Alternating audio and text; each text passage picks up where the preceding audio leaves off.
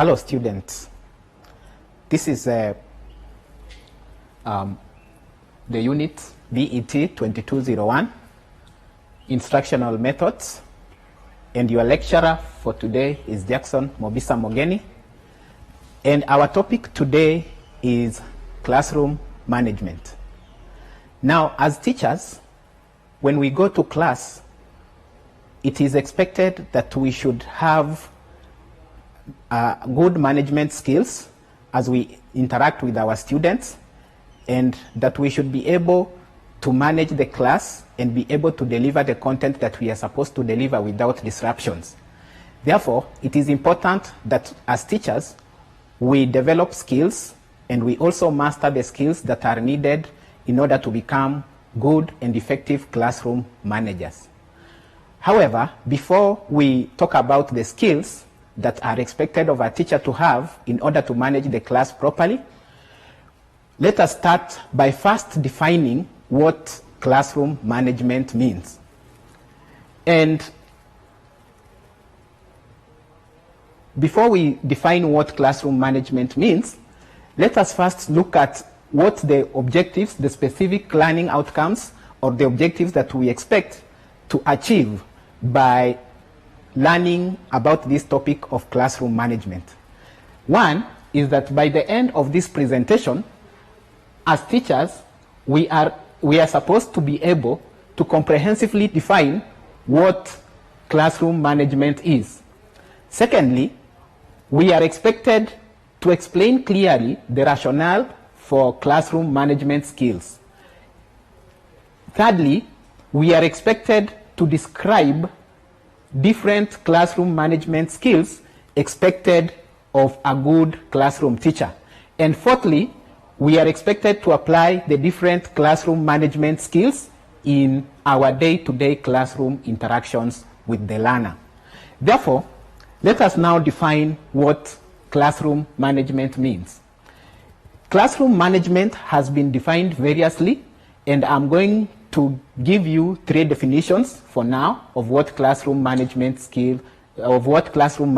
is. Now, the first definition is that it is a term that teachers use to describe the process of ensuring that the classroom lessons run smoothly without disruptive behavior from students, compromising the delivery of instruction. When learners are disruptive in a learning process, they usually compromise, they usually lower the classroom interaction activities, and therefore the teacher is not able to interact with them properly. Secondly, it is also used to imply the prevention of disruptive behavior that are preemptive as well as effectively responding to it after it happens. In other words, what are those activities and what are those preparations that a teacher makes so that he or she can be able to prevent disruptive behavior, and how does he or she react and manage if there occurs such kind of behavior in a classroom. Then the third definition is also the actions and directions that the teacher uses to create a successful learning environment, resulting in having a positive impact on students' learning environment,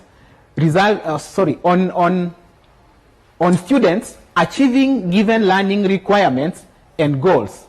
It is also the wide variety of skills and techniques that a teacher uses to keep students organized, orderly, focused, attentive on the task, and also academically productive during a class. Therefore, all those activities and behaviors that a teacher does or a teacher uses to ensure that the learners are attentive, to ensure that the learners are engaged in what they are supposed to learn, then that is what is defined or is classified as classroom management. And why do we need to have or to learn the skills of classroom management? Now, when classroom management strategies are executed effectively, when they are practiced well by the teachers, then teachers are able to minimize behaviors that disrupt or impede learning for both individual students and groups of students. They are able to disrupt, they are able to maintain the control of the class, and they are able to maximize the behaviors that facilitate learning in the classroom. At the same time, effective teachers tend to display strong classroom management skills, while the hallmark of the inexperienced or less effective teacher is a disorderly classroom whereby it is filled with students who are not working or paying attention to what is being taught. And therefore, a good classroom manager is one who is able to maintain the attention of the students and make them concentrate on what they are expected to do while the teaching and learning process is going on. And at the same time, a teacher does not only have to be thoroughly knowledgeable, they don't need to know the content and master the content only, but they are also supposed to have classroom management skills. They need to know how to control a class and be able to maintain the discipline and order of that class. Therefore, let's now talk about which skills does the teacher need to have in order to be able to manage and maintain a class properly. Therefore, we are going to look at various classroom management skills expected of a good classroom teacher. One of the most important skills that a good classroom teacher is expected to have is to command authority and respect from the learners. Being able to command authority and respect from the learners is actually done through various ways. One of the ways of commanding authority and respect from the learners is through the teacher's appearance. When we talk about the teacher's appearance, we talk about how the teacher is groomed and how the teacher is dressed. Grooming deals with how the teacher has kept his or her hair, nails, and body appearance, and at the same time, what manner of dressing does the teacher wear. A good teacher is one that is able to groom properly and to dress properly. Learners take teachers who have groomed properly and dressed properly seriously because they look presentable, and therefore they command some air of authority and confidence in the learners, because the learners have the confidence that their teacher knows what they are talking about. So that is one of the major skills of classroom management. Another skill that is important to classroom management is having or modeling ideal behavior. When a teacher serves as a good role model to the learners through their behavior, through their day-to-day conduct, then the learners tend to want to imitate and are attracted to such a teacher. They want to make it a habit of pleasing that teacher and relating with that teacher. Therefore, a teacher who makes it a habit of demonstrating good behavior that the learner wants to see becomes an effective teacher, because the teacher is able to use their language properly. They are able to maintain, for example, close eye contact with the learners while teaching. They are able to speak using polite language. They are able to let others speak uninterrupted and also accept their mind. And at the same time, they are also able to raise concerns. They are able to raise concerns and ask questions and also air their views in a respectful manner. And therefore, when the learners see a teacher who respects them and is able to listen to them and is able to answer them in a polite manner, then they are able to respect that teacher, and they are less likely to cause any manner of destructive behavior during the teaching and learning process. Now, the third skill that a teacher is expected to have is knowledge of the subject matter. Knowledge of the subject matter. Now, apart from having knowledge of the subject matter, it is also important for the teacher also to have a wide knowledge of the other subjects that they are teaching. This is because sometimes they might be required to apply knowledge from other subjects, from other disciplines, even in the subject that they are teaching. For example, if a teacher is teaching history, they might be required at some point, for example, if they are teaching evolution, they might be required at some point to apply some knowledge from biology about how carbon dating, for example, is done in terms of explaining the stages of evolution. Therefore, a teacher who has knowledge of the subject matter is able to prepare and present the lesson well. Is able to show that they have mastered the subject, and then they are able even to apply and convince the learners that they know and command the subject well. Therefore, it is important that every time the teacher goes to class, they are well prepared and they understand the subject well that they are going to teach. Fourthly, in order to command and have classroom management, it is good to attend to each learner's individual instructional needs. And therefore, the fourth characteristic or skill that the teacher is expected to have is individualization of instruction. Individualization of instruction, therefore, means that the teacher understands the nature of each and every learner, and they are able to tailor their teaching or their lessons according to the needs, the specific needs of their learners. A class might be composed of learners of different levels of achievement. There might be learners who are high achievers. There might be learners who are slow learners or low achievers. And when a teacher is able to blend his teaching in a way that he or she is able to cater for the needs of these different groups of learners, then it is less likely that any learner will be left behind or will feel like they are not being attended to, and therefore cause any kind of disruptive behavior. Therefore, when each of the learners in class, they are catered for, then each of the learners feel that their needs are met, and they are able to learn properly, and they are less likely to cause disruptive behavior or to engage in disruptive behavior during the teaching and learning process. Now, the fifth skill that the teacher needs to have or to develop, and it is a good habit for teaching and learning, is punctuality and good time management. Punctuality and good time management. Good teachers are usually teachers who are punctual in attending to their lessons.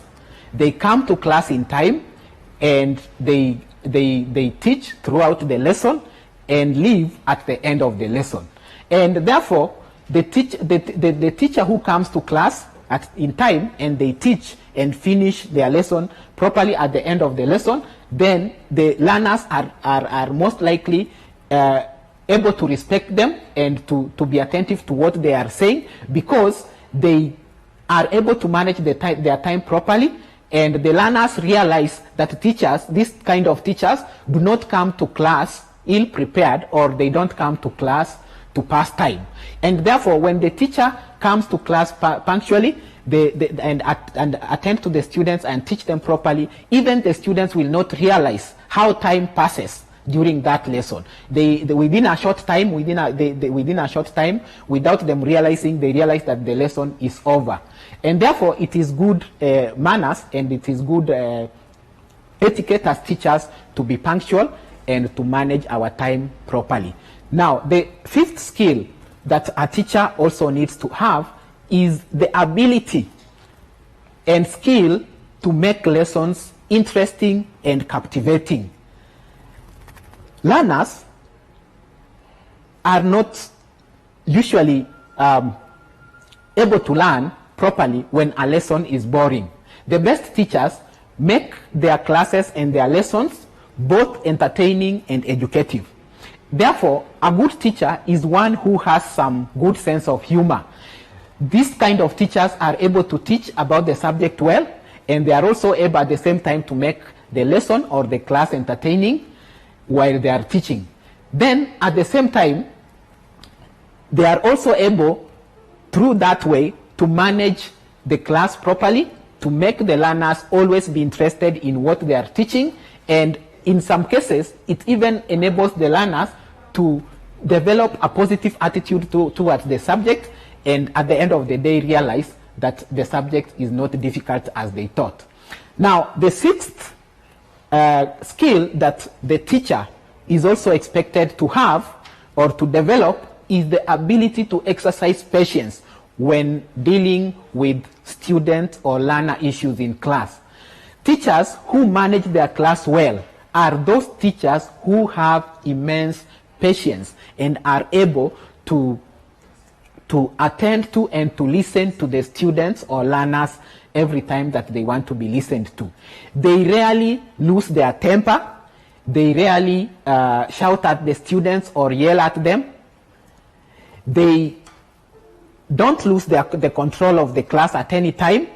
And even when they are frustrated, even when they feel offended by a student or a section of the students, they rarely show that annoyance. They are able to maintain their cool, and at the end of the day, they are even able to regain as soon as possible and take control of the class and continue their teaching. In such a way, the learners are able to respect the teacher and are less likely to cause troubles when such a teacher is in class. A teacher who is not able to control and exercise patience, sometimes the learners tend to learn about their weakness, and when they don't want to be taught, they know that all that they need to do is to cause disruption, to cause some kind of misbehavior in class, and the teacher becomes annoyed and walks out of class. And therefore, if, for example, there is a section of the learners who don't like your subject, then they will tend to be causing such kind of trouble every other time they don't want to learn and make you get annoyed and not continue to teach. Therefore, it is important always to maintain your cool and also to exercise control and not to yell or shout at them whenever they cause any form of disruption. Now, another skill that is also important in proper classroom management is being able to involve learners in establishing classroom rules and guidelines. It is important that every class should have their own rules that govern how they behave and how they control themselves when they are being taught. It is not proper when a teacher imposes rules and regulations on the students. Sometimes the students might rebel and decide not to obey these rules. However, if a teacher wants rules and regulations to be followed effectively, then it is important that the teacher encourages all the students' input, all the students to make their input in terms of establishing those rules and ensuring that they accept them and are willing to follow them. Therefore, this will lead to the mutual acceptance of the rules, and the students will be able and willing to respect them. Apart from that, it is also important as another skill of classroom management to document these rules. A good class is a class where those rules that govern the class are documented, they are written down, and they are placed at strategic points where the learners are able to see them. In other words, the teacher should print and distribute these rules or this list of rules and regulations to the class, so that every time the learners are able to remind themselves of these rules and they are able to follow them. It is important that before the rules are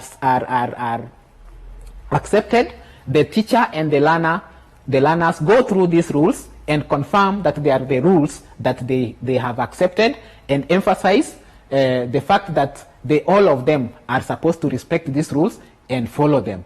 In such a way, therefore, if there is some kind of misbehavior in the class and the teacher wishes to punish the student, then the students already know what kind of offense they have committed and what kind of punishment that they should expect. And in that manner, the teacher does not look like they are showing any kind of favorism to any student. Another skill that the teacher is expected to have is the ability to address and punish bad behavior quickly. It is important for a teacher to punish any kind of misbehavior as soon as possible, so that that kind of punishment, that kind of action will be seen as being effective. A teacher who takes long to punish a student, sometimes the students feel like they are being punished, they are being punished for no reason, and the punishment is seen as being punitive. However, when a teacher punishes the learner immediately, they break documented rules, then the learners are able to see and identify their mistakes, and they are able to reform without much difficulty. Another skill that is expected of a good teacher is avoiding punishing the whole class.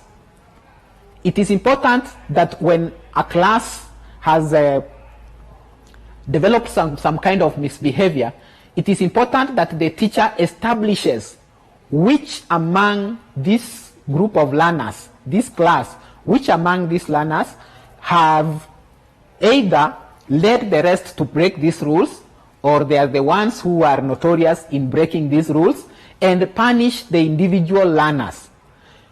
Punish the individual learners. It is not good when a class, the whole class is punished for a group or for an individual that is expected or supposed to take individual responsibility.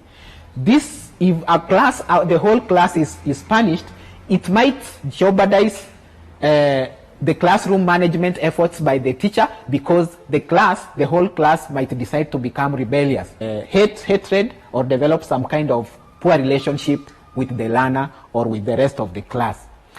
And another skill that the teacher is also expected to have is to encourage active participation during learning. It is important that during learning the teacher promotes and injects some confidence in learning, whereby the learners are given opportunities to engage in learning, to actively participate in learning, and to make that teaching and learning activity learner-centered. It is important that the teacher ensures that each of the learners in class is catered for, is allowed to participate in the learning activities, and that way, allowing the learners to participate develops some sense of responsibility, initiative, and confidence in these learners.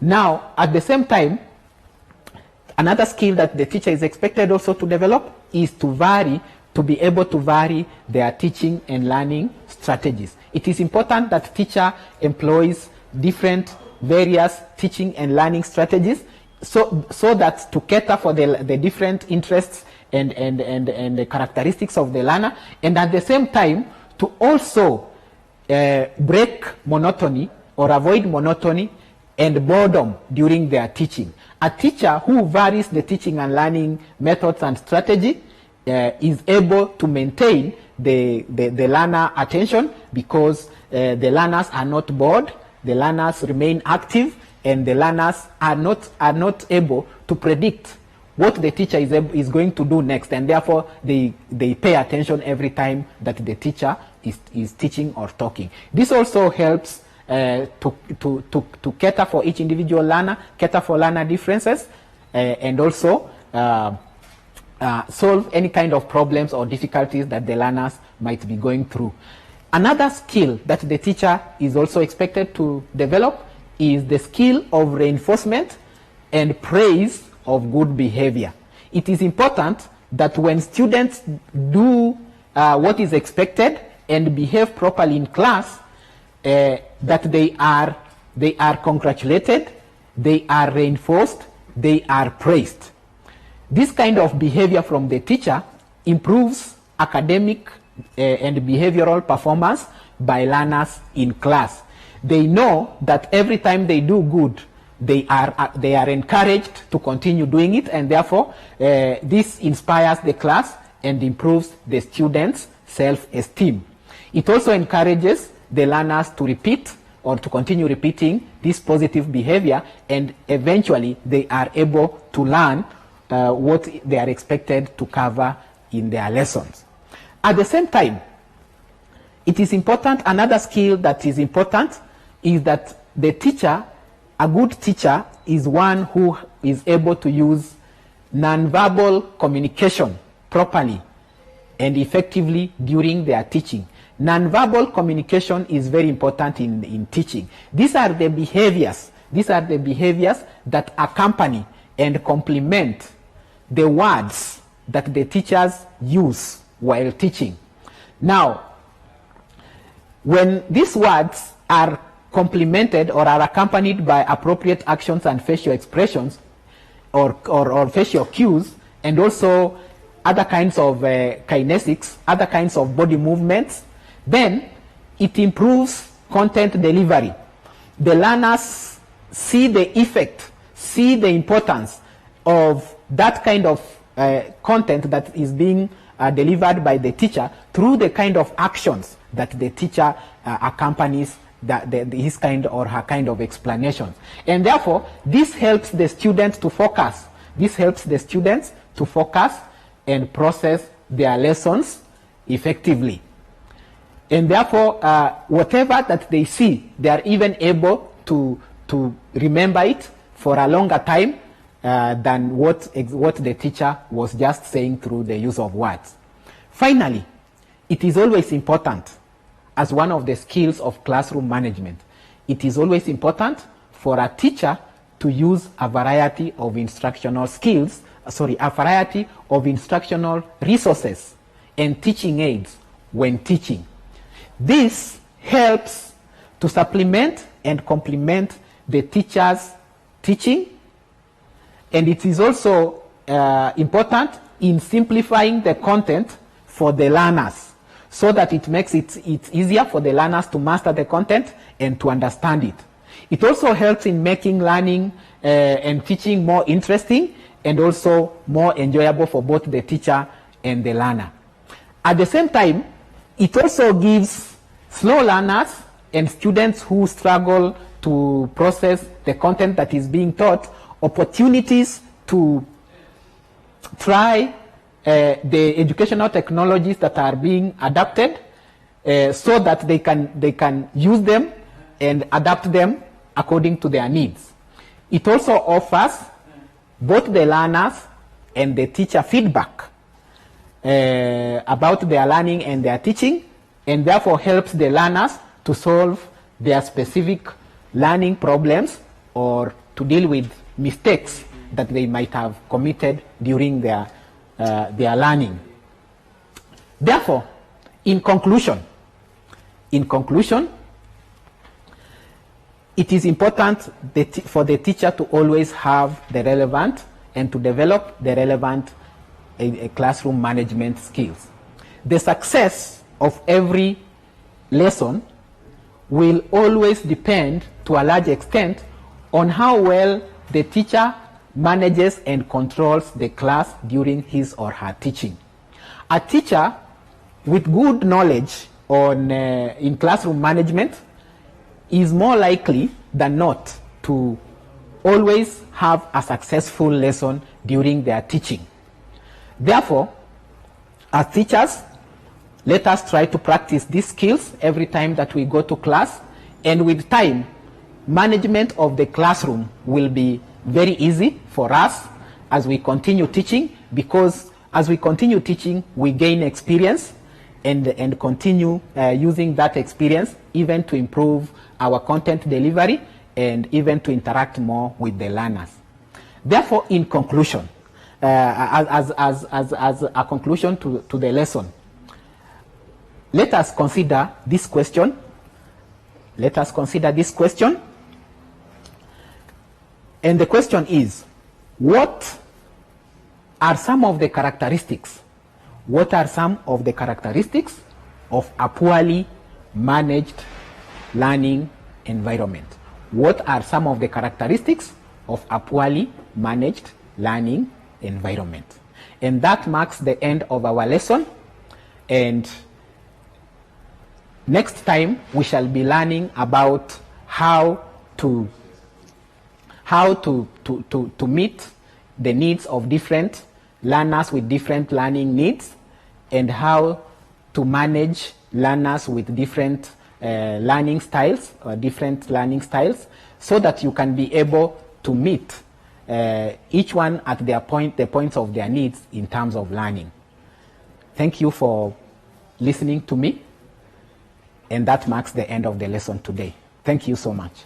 These televised lectures supplement our robust online learning going on our MKU online platform. You can view more on our televised lectures via our online platform.